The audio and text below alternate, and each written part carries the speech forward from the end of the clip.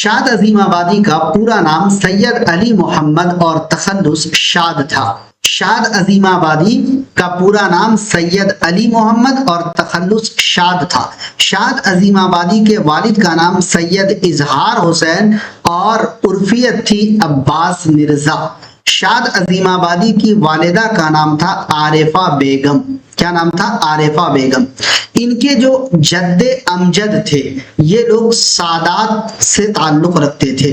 शाद अजीमाबादी 8 जनवरी सन 1846 ईस्वी को पटना अजीमाबाद में पैदा हुए। शाद अजीमाबादी का इंतकाल पटना में ही 7 जनवरी 1927 ईस्वी को हुआ। शाद अजीमाबादी ने 2 शादियां की थी या इनकी 2 शादियां हुई।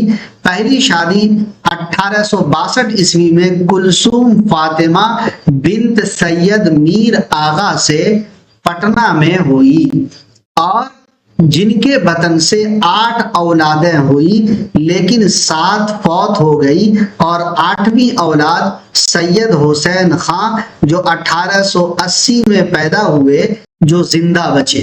सिर्फ एक औलाद, 8वीं औलाद नाम था सैयद हुसैन खां, 1880 में पैदा हुए, यही जिंदा बचे। बाकी 7 के साथ जो औलादें थी वो फौत हो गई, इंतकाल हो गई, इस दारे फानी से कूच कर गई। लेकिन इनकी पैदाइश के दूसरे दिन ही इनकी अहलिया का इंतकाल हो गया। अफसोस की बात है। अब गौर कीजिए कितने जुल्म सितम के पहाड़ इन पर, कितने दुख और दर्द के पहाड़ इन पर टूटे होंगे कि 7 औलाद इनकी जो फौत हो गई। 8वीं औलाद जो है सैयद हुसैन खां 1880 में पैदा हुए जो जिंदा बचे, लेकिन सैयद हुसैन खां की पैदाइश के दूसरे दिन ही इनकी जो अहलिया थी कुलसूम फातिमा, इनका इंतकाल हो गया। इनका इंतकाल हो गया। शादी की इन्होंने दूसरी शादी की 1886 में जोहरा बेगम से और इनके बतन से सिर्फ एक बेटी आमना बेगम पैदा हो। कौन पैदा हुई? आमना बेगम पैदा हुई। थोड़ा सा छोटा करता हूं क्योंकि बहुत ज्यादा जो है डिस्टर्बेंस होता है। शाद अजीमाबादी ने इब्तिदाई तालीम घर पर ही सैयद रमजान अली, सैयद फरहत हुसैन, शेख बरकतुल्लाह, शेख आगा जान जैसे माहिर इल्म फन असातिज़ा से हासिल की। इब्तिदाई तालीम अगर पूछे कि शाद अजीमाबादी ने इब्तिदाई तालीम किन से हासिल की तो सैयद रमजान, सैयद फरहत, शेख बरकतुल्लाह, शेख आगा जान। शाद अजीमाबादी की परवरिशो पर्दाख्त बचपन ही से इल्मियो अदबी माहौल में हुई। इन्हें बचपन से ही शेर व शायरी का शौक था और इनके घर पर अक्सर इल्मियो अदबी मजलिसें मुनक्किद होती रहती थी, जिससे इनकी शेरी ज़ौक़ व शौक की आबियारी होती रही और वो बतदरीज शायरी की तरफ माइल हुए। 12-13 साल की उम्र में उन्हें उस जमाने के नामवर शायर शाह उल्फत हुसैन फरियाद से पटना में मुलाकात का शर्फ हासिल हुआ। शाह उल्फत हुसैन फरियाद का नाम आप याद रखेंगे। शाद ने अपनी गजल पर इनसे, किनसे मतलब शाह उल्फत हुसैन फरियाद से, शाह उल्फत हुसैन फरियाद से इस्लाह ली और उनकी शागिर्दी इख्तियार की। तो गोया के शाद के ये उस्ताद हुए शाह उल्फत हुसैन फरियाद। शाह उल्फत हुसैन फरियाद ने ही इन्हें शाद तखल्लुस इख्तियार करने का मशवरा दिया था। शाद अजीमाबादी ने अपने खुदादाद सलाहियत, लियाकत व ज़हानत की वजह से बहुत जल्द पटना अजीमाबाद में एक उभरते हुए शायर की हैसियत से अपनी एक अलग शनाख्त कायम कर ली। शाद की मकबूलियत एक शायर की हैसियत से इस कदर बढ़ी कि इनकी मुखालफत करने वालों और इनसे अदावत रखने वालों का एक ग्रुप तैयार हो और इन पर एतराज़ात की बौछार होने लगी। लेकिन शाद अजीमाबादी ने न कभी इन एतराज़ात का बराह रास्त जवाब दिया, न ही वो इस चपकलिश में पड़े, बल्कि एक शेर कहा, बता दिया मुझे बच बच के रास्ता चलना, बता दिया मुझे बच बच के रास्ता चलना, खुदा भला करे ए शाद नुक्ता चीनों का।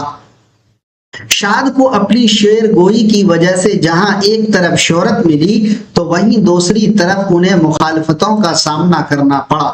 چنانچہ وہ خود کہتے ہیں، کیا کہتے ہیں؟ مشقت کے سوا کیا مل گیا مشق سخن کر کے، مشقت کے سوا کیا مل گیا مشق سخن کر کے، عدو چاروں طرف پیدا کیے ہم نے یہ فن کر کے۔ لیکن یہ مخالفتیں اور اعتراضات وقتی ثابت ہوئے۔ شاد نے اپنے مخصوص شاعرانہ اسلوب اور موضوعات کی رنگا رنگی سے نہ صرف عظیم آباد پٹنہ اور اس کے قرب و جوار میں بلکہ پورے ہندوستان میں ایک عظیم شاعر کی حیثیت سے اپنا لوہا منوایا۔ ان کی علمی و ادبی خدمات کے اعتراف میں حکومت وقت نے انہیں 1891 میں خان بہادر کے خطاب سے سرفراز کیا اور تا دم حیات علمی وظیفہ پاتے رہے۔ اب یہ 1891 کو کچھ لوگ 1879 کہتے ہیں۔ کیا کہتے ہیں؟ 2 سال کے فرق کے ساتھ 79 ہے نا، سوری 89 کہتے ہیں، 89 یا 79 کہتے ہیں۔ شاد عظیم آبادی نے صرف غزلیں ہی نہیں لکھی بلکہ دیگر اصناف سخن مثلا نظم، رباعی، قطع، مثنوی، مرثیہ میں بھی قابل ذکر اثاثے چھوڑے اور اپنی فنکارانہ مہارت اور قادری کلامی کا ثبوت پیش کیا۔ ان کی نثری تخلیقات میں بھی اردو نثر کی تاریخ میں اضافے کا حکم رکھتی ہے۔ انہیں نثر و نظم دونوں پر اصناف پر یکساں قدرت حاصل تھی۔ شاد نے پوری زندگی تصنیف و تالیف میں بسر کی، لیکن ان کی غزلوں کا پہلا مجموعہ کلام شاد ہی ان کی زندگی میں شائع ہو سکا۔ صرف اور صرف کلام شاد ان کی زندگی میں شائع ہوا۔ ایک اور ہے، بتاتا ہوں۔ شاد عظیم آبادی کی غزلوں کا پہلا مجموعہ کلام شاد ہی ان کی زندگی میں شائع ہو سکا۔ شاد عظیم آبادی کی غزلوں کا دیوان نغمہ الہام کے نام سے حمید عظیم آبادی جو ان کے شاگرد تھے، انہوں نے 1928 میں شائع کروایا۔ شاد عظیم آبادی کی وفات کے بعد ان کی غزلوں کے 5 مجموعے میخانہ الہام، کلام اور شرح کلام، بادہ عرفاں، زبور عرفاں اور لمعات شاد شائع ہوئے۔ یہ 5 مجموعے کلام، میخانہ الہام، کلام اور شرح کلام، بادہ عرفاں، زبور عرفاں، لمعات شاد۔ شاد عظیم آبادی کی نثری تصنیفات میں فکر بلیغ، نوائے وطن، تاریخ صوبہ بہار، شاد کی کہانی، شاد کی زبانی، مردم دیدہ، افیونی، سورت الخیال، پیر علی، حیات فریاد، نقش پائیدار 2 جلد میں شائع ہوا۔ یہ سب قابل ذکر ہے۔ تاریخ بہار 1876 میں لکھی تھی اور یہ ریاست بہار کی تاریخ ہے۔ حسب ایما جناب کمشنر صاحب بہادر کے ایما پر بہار کی تاریخ انہوں نے لکھی تھی، تاریخ بہار کے نام سے 1876 میں۔ کس کے ایما پر؟ تو کمشنر صاحب بہادر کے ایما پر۔ شاد کی کہانی، شاد کی زبانی خود نوشت سوانح حیات ہے۔ اس کو مرتب کیا تھا پروفیسر محمد مسلم عظیم آبادی نے۔ شاد عظیم آبادی نے 3 جلدوں میں تاریخ بہار لکھی ہے۔ کتنے جلدوں میں لکھی ہے تاریخ بہار؟ یعنی یہی ریاست بہار کی جو تاریخ ہے 1876 میں، یہی تاریخ بہار کتنے جلدوں میں لکھی ہے؟ تو 3 جلدوں میں لکھی ہے۔ ناول کی بات کروں تو سورت الخیال 1876 میں اور بدھاوا 1889 میں، افیونی 1890 یا 91 میں انہوں نے لکھی۔ یہ 3 ناول ہیں ٹوٹل ان کے۔ لیکن جو سورت الخیال ناول ہے یہ 3 جلدوں پر مشتمل ہے۔ سورت الخیال، حیات المیقال، حلیت الکمال۔ میخانہ الہام جو ہے یہ ان کا دیوان ہے۔ کلیات شاد 1975 عیسوی میں شائع ہوا 2 جلدوں میں، اور اس کو مرتب کیا تھا کلیم الدین احمد نے۔